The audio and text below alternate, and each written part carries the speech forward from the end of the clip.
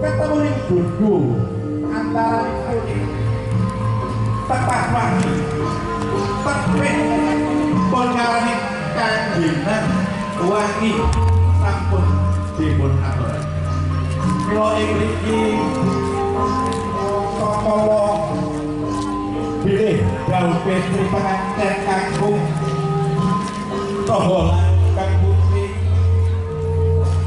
rombongan dari kakek tua warganipun Bapak Tuli Soko Adimas Budi Setyoko. Rombongan lampahno sing penganten kekali. Saya taket. Bilih. Tumut mangayu bagyo menggah. Dawahipun temu nganten enggak si Ari Klanggan mriku. Bilih saya tangket Sri penganten kekalih anggenipun ugi Sri penganten kekalih balang gantal saking suruh kalinting langkah iket dening benang ingkang warna abang ireng putih lan kuning dilinting ingkang dipun padosi nggih menika suruh ketemu roti padha wae lumah lan kurupe yen digigit padha rasane lajeng Sri penganten putri ngaturaken sembah dumateng Sri penganten kakung lan PDI Hendika kang kembang setaman kejadian saking kembang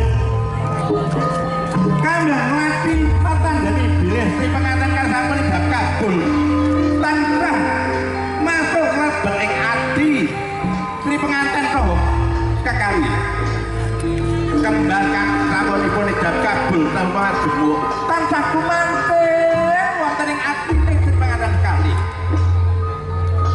mawar-mawar anggenipun getang bebrayan wonten ing alan bebrayan tangkal pikantuk wahyu ning pangeran nggih menika wahyu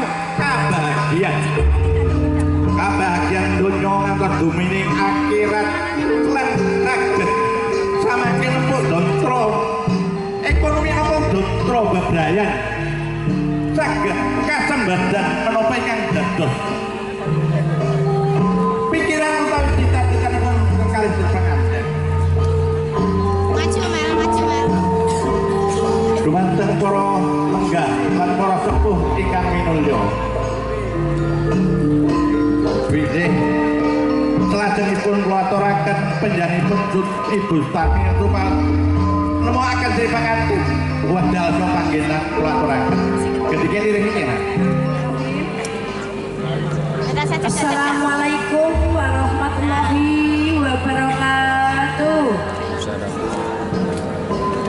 Nuwun dumateng para rawuh kakung saha putri. Ing mriki kula nyuwun kawigatosan sawetawis.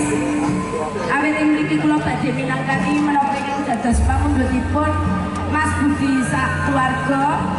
Inggih menika supados manggihaken Sri penganten sekalian. Ananging saderengipun kula nyuwun pangapunten ingkang ageng awit para rawuh sedayanipun lelenggan kanthi rapi. Sawetawis kula ngadeg wonten mriki boten kula ateges ngirangi prapsila kula sebagai tiyang Jawa. Nanging supados gampil anggen kula matur wonten ngarsa panjenengan sami. Para rawuh sedayanipun monggo sami-sami muji wonten ngarsanipun Gusti Allah supados kalihipun Sri penganten menika mangke pinaringan rahayu wilujeng. Lancar nir ing sami kala mboten wonten alangan rubeda setunggal prapa. Saengga Sri penganten sekalian saged dados pindah menika kantos kaken-kaken inen-inen.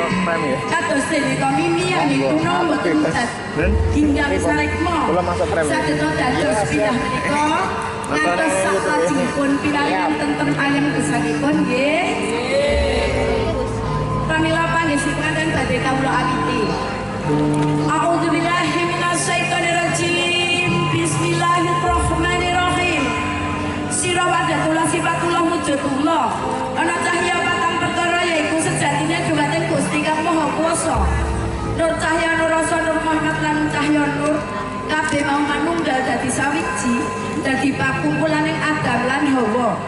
Dene wujudmu kaya kembang wijaya mulya. Yen mingkup katon cahyane yen megar agung perbawane. Sembarat sekawetan dudu sembarat ing srengenge nanging sembarat ing Sri pengantin sekalian. Mancur mencorong cahyane dudu cahyane rembulan nanging cahyane Sri pengantin sekalian. Iya, kono runget ya. Gumawaken asore karep agung yaiku Jawata kang prapta ingkang mandhap saking perkapan ninggal dhateng Paramedya jatuh kramane ingkang badhe amberkahi dumateng umat kawulanipun kanthi lambaran sahadat roh perkara. Bismillahirrahmanirrahim. Sesuk ini enggak ini. Asyhadu alla ilaha illallah wa asyhadu anna Muhammadar Rasulullah. Saling besok ya. Ini menandakan bahwa penjenengan sekalian wis ora joko ora prawan meneh. Sampeyan mun sah dadi garwa lan semah. Mundur dong. Jadi panjenengan Mbak Mas.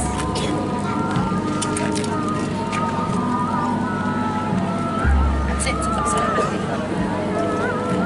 Bismillahirrahmanirrahim. Sri pengantin sekalian, iki lho cawisanmu kan dipertola tutupe tembako isine doa salam wilujeng salami nyawa medina iki salawase ora ana alangan sewiji-wiji. Ayem tentrem jenjem salawase urip. Satu aja Pak. Cicit.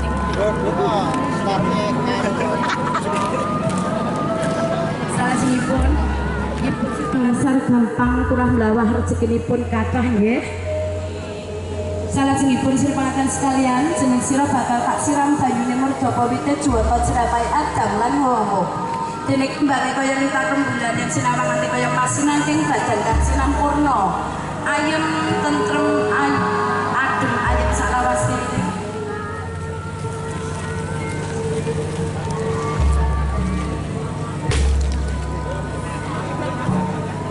Nyakin kaget.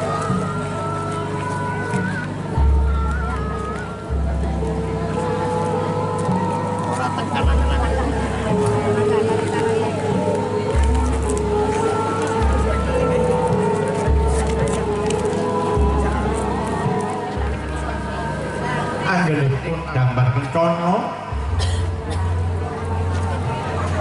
Nuwun dhateng para rawuh.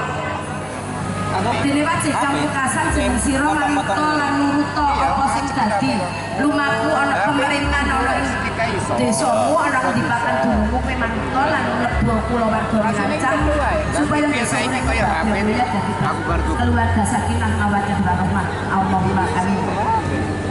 Monggo salajengipun kaboyong ibu lawan ibu bapak. Sri pengantin bilih ingkang dipun kanggo kendhanipun ibu kal.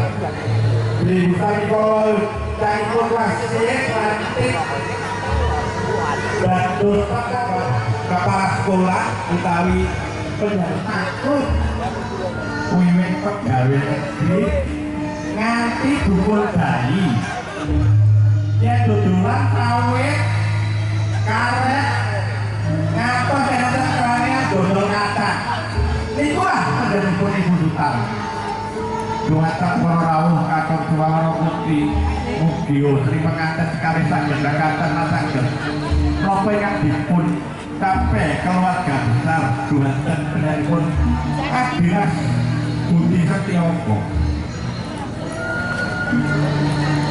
saya takkan Andino dituju Biletang baik pun Lutun datang kasayanan Sumados putra sekalian anggenipun bebrayan sakedomikan untuk kebahagiaan dunia kebahagiaan akhirat dan nanti rumput-rumput wis dina iki kan sak lawas wa barakatuh.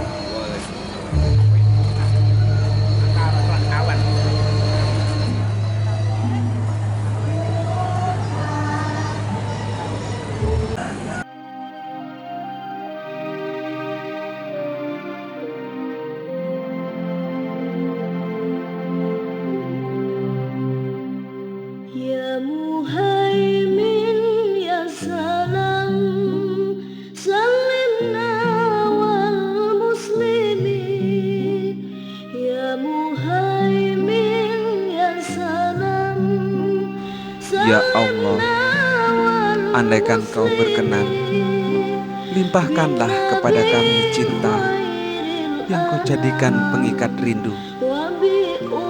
Rasulullah dan Khadijah Al-Kubra yang Kau jadikan mata air kasih sayang, Imam Ali dan Fatimah Az-Zahra yang Kau jadikan penghias keluarga Nabi yang suci. Ya Allah, andai semua itu tak layak bagi kami, maka cukupkanlah permohonan kami dengan ridho-Mu. Jadikanlah kami sebagai suami istri yang saling mencintai di kala dekat, saling menjaga kehormatan di kala jauh, saling menghibur di kala duka, saling mengingatkan di kala bahagia, saling mendoakan dalam kebaikan dan ketakwaan, saling menyempurnakan dalam peribadatan. Ya Allah, sempurnakanlah kebahagiaan kami dengan menjadikan perkawinan ini sebagai ibadah kepadamu dan bukti pengikutan dan cinta kami kepada sunnah Rasul-Mu. Karena itu, di bawah bimbingan-Mu dan lindungan-Mu ya Allah, izinkanlah kami melangkah ke pelaminan dan cinta kami kepada sunnah Rasul-Mu. Karena itu, di bawah bimbingan-Mu dan lindungan-Mu ya Allah, izinkanlah kami melangkah ke pelaminan